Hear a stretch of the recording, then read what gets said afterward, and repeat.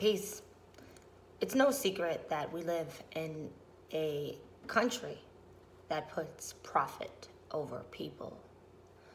And I'm very fortunate that I have friends and family members who work in various professional fields. I'm probably the only musician in my family. I have family members who are in the legal field, family members who are in the medical field, family members who are in the mental health field, family members who are in the educational field.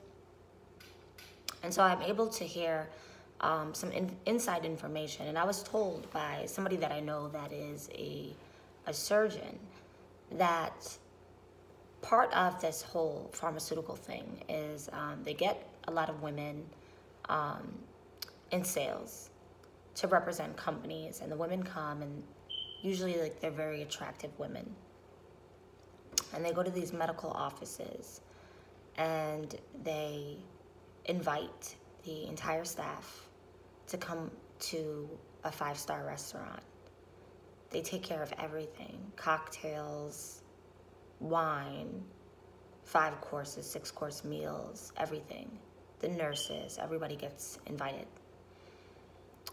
And the whole dinner is really a pitch. They're selling their drug because they know that doctors prescribe. So when you go to the doctor's office, what makes them inclined to, let's say, for example, you go to the doctor for, I don't know, arthritis.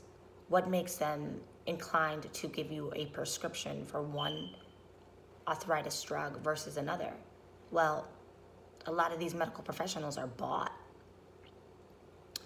to, sell a drug. They are swooned. They are seduced, I guess you could say, by these pharmaceutical companies. And it's a hustle. And, we've all heard, like, a drug dealer refer to himself as a street pharmacist, right? But really, there's very little difference between the two, in my opinion.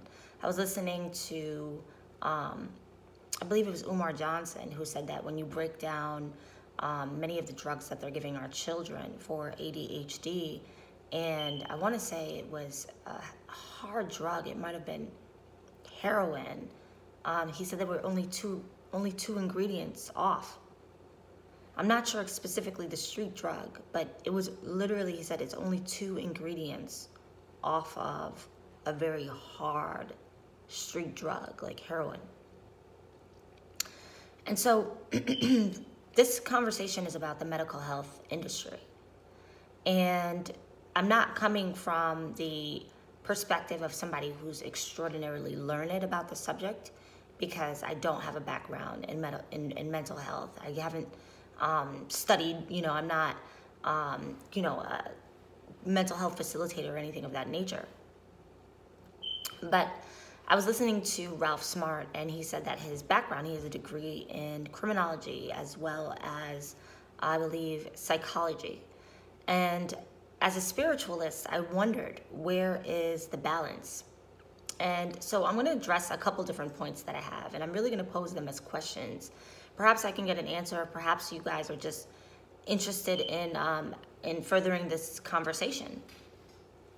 But number one is, as a spiritualist, as a spiritual human being, where is the balance? Because a lot of the mental health industry, I don't know how much room they leave for spiritual beliefs. You've got some mental health facilitators that don't even believe in God. And so, in a sense, that could be a psychosis in itself. The idea that you believe in something that you can't see. The Quran talks about the angels. I don't know if mental health considers that there are spiritual forces at hand, and that there are entities at hand that we cannot see with the human eye. At least most of us can't see. So that's one point. How are you able to walk the fine line between being a spiritualist and a mental health, facilitator, things like that? I also want to bring a historical perspective to the conversation. when the field of mental health, which is relatively new, became a thing, I believe it was like the 40s or the 50s when really mental health started really becoming a thing in America. Homosexuality was considered a mental health condition. It was written, and you guys can look this up, it was written in the book of diagnosis. You know, so you might have like dementia, you know, borderline personality disorder. Homosexuality was one of those mental conditions. And throughout time, you know, they decided to remove that as a psychosis from the book. And so I pose another question with mental health. This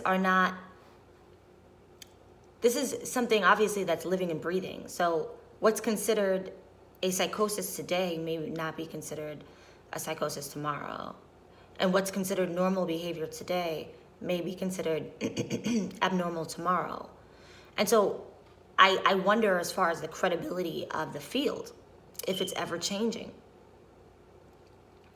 But the third and most important issue that I really want to address and question that I have is when we go to the children, and this is something that is, when I spoke to a relative who is, he's a psych, he had a background in psych, and he developed a company to help children who were dealing with various developmental and behavioral challenges.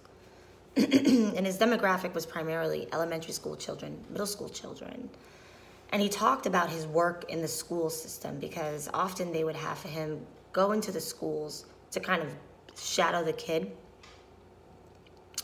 And these kids were dealing with, you know, PTSD, severe abuse situations, just a lot of different issues, like I said, behavioral challenges as well.